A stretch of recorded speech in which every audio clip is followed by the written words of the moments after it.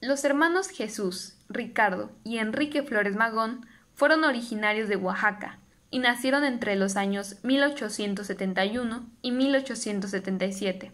Serían los primeros ideólogos y los más influyentes en alzar la voz en contra de las desigualdades respaldadas por el gobierno de Porfirio Díaz. En el año de 1900 publicarían el periódico Regeneración, que criticaría directamente el gobierno de Díaz.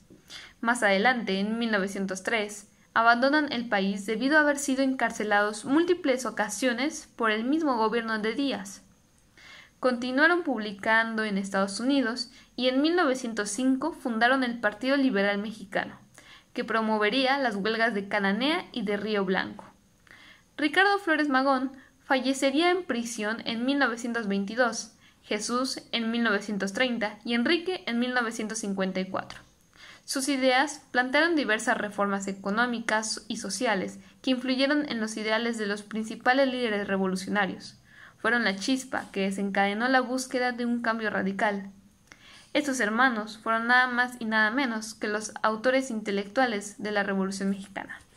El Plan de San Luis Potosí fue un manifiesto que fue llevado a cabo el 6 de noviembre de 1910, que lo encabezó Francisco I. Madero, que buscaba levantarse en armas para quitarle la presidencia a Porfirio Díaz y terminar esta dictadura. Después, en octubre de 1911, Francisco I. Madero ganó la presidencia en México, aunque poco tiempo después los zapatistas demostraron su descontento con ya que no cumplió su parte del trato y por ello llevaron a cabo el Plan de Ayala. Poco tiempo después, con la muerte de Madero, Victoriano Huerta asumió la presidencia, aunque Estados Unidos no reconocía a él como presidente, aparte de que estaba formando una dictadura muy parecida a la de Porfirio Díaz, con la cual los villistas y zapatistas no se encontraban nada de acuerdo. Tiempo después, Villa formó la famosa División del Norte, con la cual atacaba a Huerta para evitar que llevara a cabo su dictadura. Aunque un tiempo después los zapatistas se levantaron en armas en contra de Huerta y debido a sus ataques constantes, Huerta se vio obligado a transformarse su dictadura en una dictadura militar. Aunque al final de la revolución Carranza quedó como ganador y como gobernador del país. Debido a esto se dieron grandes avances en la Constitución, generando así la Constitución de 1917, la cual es muy parecida o tiene varios rasgos muy parecidos a la de 1857. Haciendo así unos pequeños cambios en los derechos y también en algunas reformas. Una de las principales razones por las que se dio la Revolución Mexicana fue porque obreros y campesinos carecían de protección laboral y estaban constantemente expuestos a la sobreexplotación.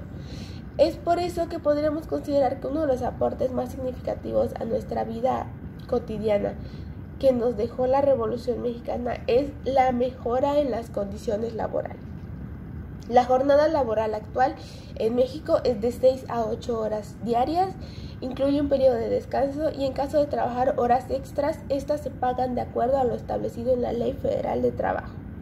Otra aportación muy importante es la Ley de Educación Pública.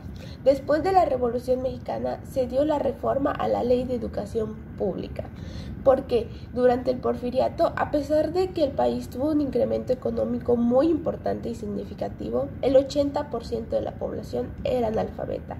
Pero hoy en día la reforma busca responder a una exigencia social para ofrecer a los mexicanos una educación pública, laica y gratuita. Las reformas sociales de Alvarado fueron la base del socialismo en la península de Yucatán. Cuando Salvador Alvarado llegó a la península en el año de 1915, asumió el gobierno local y habló acerca del socialismo. Trató de reorganizar el sistema económico y social, aprobando leyes para proteger a los trabajadores y las mujeres, los cuales se incluyeron posteriormente en la Constitución de 1917. Y la Ley de 5 Hermanas, también se aprobó la Ley de Tierras, la Ley de Hacienda y Estado, la Ley de Trabajo, leyes de tierras, estados, municipios, etc. Felipe Carrillo Puerto y el socialismo. Felipe Carrillo Puerto se junta con Salvador Alvarado y con su apoyo crea el Partido Socialista del Sureste.